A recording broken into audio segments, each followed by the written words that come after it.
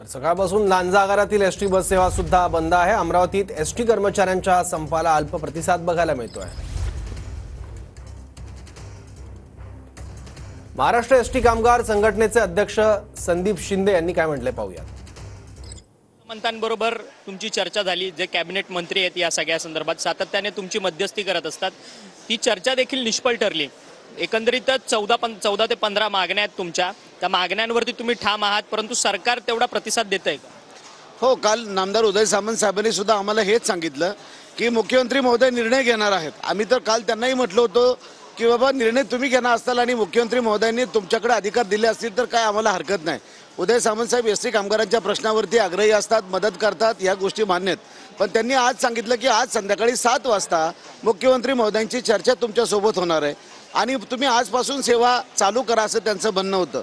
आम्ही राज्यातल्या लोकांचा आढावा घेतला, ते म्हणाले की धरणे आंदोलनामध्ये आम्ही स्टेरिंगवर न बसणं का पसंत केले, तर ही वेळ पुन्हा येणार नाही, कारण आचारसंहिता लागू झाली तर परत आमच्याकडे कोणी बघणार नाही। आणि म्हणून कामगारांसाठी अभूतपूर्व चालवलेलं हे असं आंदोलन आहे की ज्यामध्ये कुठली राजकीय पार्श्वभूमी नाही आहे, ज्याच्यामध्ये राजकीय पाठिंबा कोणता नाही, पण कामगारांनी स्वतःच्या जीवनासाठी स्वतःच्या मुलाबाळांसाठी हे चालवलेलं आंदोलन आहे। आणि म्हणून त्या पद्धतीने आम्ही तसा निरोप त्यांना दिला। अपेक्षा आज अशी आहे की एकनाथजी शिंदे साहेबांनी 7 ऑगस्टला जेव्हा बैठक झाली तेव्हा अतिशय सकारात्मक भूमिका दोन्ही उपमुख्यमंत्र्यांनी आणि माननीय मुख्यमंत्री महोदयांनी घेतली होती आणि आज तोडगा निश्चितपणानं एसटी कामगारांचं राज्य शासना एवढं वेतन करण्याचा निर्णय एकनाथजी शिंदे साहेब 100% घेतील अशी आम्हाला खात्री वाटते। व्हिडिओ जर्नलिस्ट रोशन गायकवाडसह अक्षय मंकानी, TV9 मराठी, मुंबई।